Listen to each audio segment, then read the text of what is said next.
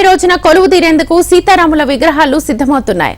రాములవారి కళ్యాణోత్సవానికి సీతారామ లక్ష్మణ ఆంజనేయ స్వామి విగ్రహాలను హయత్ నగర్ లో కళాకారులు సిద్ధం చేసి అమ్మకానికి ఉంచారు. ఇంకెందుకు ఆలస్యం, విగ్రహాల ప్రత్యేకతలను తెలుసుకునేందుకు వెళ్దాం పదండి.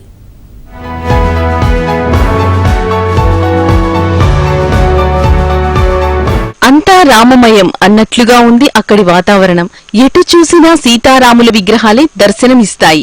బంగారు మేను ఛాయతో నీలమేఘ శ్యాముడిగా తీరొక్క రూపాల్లో వివిధ అలంకారాల్లో ముస్తాబై కనిపిస్తాడు ఆ జగదభి రాముడు. విగ్రహాల అమ్మకాలకు ఫేమస్ అయిన హయత్ నగర్ ప్రాంతంలో సీత, రామ, లక్ష్మణ, ఆంజనేయ స్వామి విగ్రహాలను సిద్ధం చేశారు.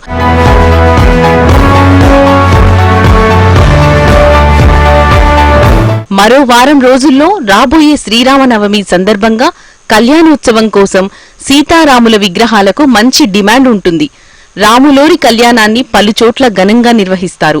కాలనీలు, దేవాలయాల్లో సామూహికంగా కళ్యాణం నిర్వహిస్తే ఇంకొందరు ఇళ్లలో స్వంతగా నిర్వహిస్తుంటారు. దీన్ని దృష్టిలో పెట్టుకుని నగర శివారు ప్రాంతమైన హయత్ నగర్లో కళాకారులు ఈ విగ్రహాలను సిద్ధం చేశారు. దివ్యమంగళ రూపంతో ఆ సీతారామచంద్రుల విగ్రహాలు భక్తులను ఎంతగానో ఆకట్టుకుంటున్నాయి.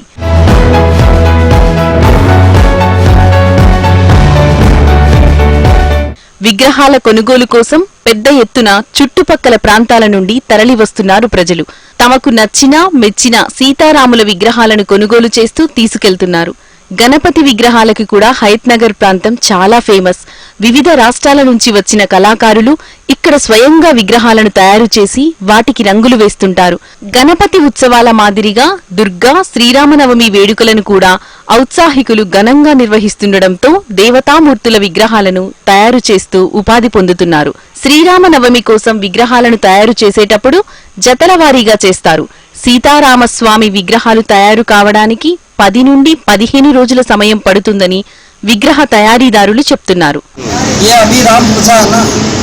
राम पूजा के लिए हम लोग बना रहे हैं तो 1 महीना 1.5 महीना हो गया इसका बनाते कलर बना रहे। छोटा घर का हो बड़ा घर का हो वो भी पूजा कर सकते हैं।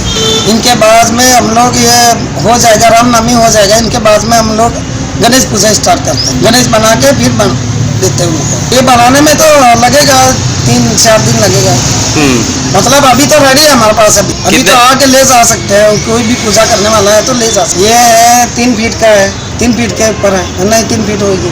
अभी वो बेचने का तो दाम बोलेगा तो हमारा नहीं बिकता ना।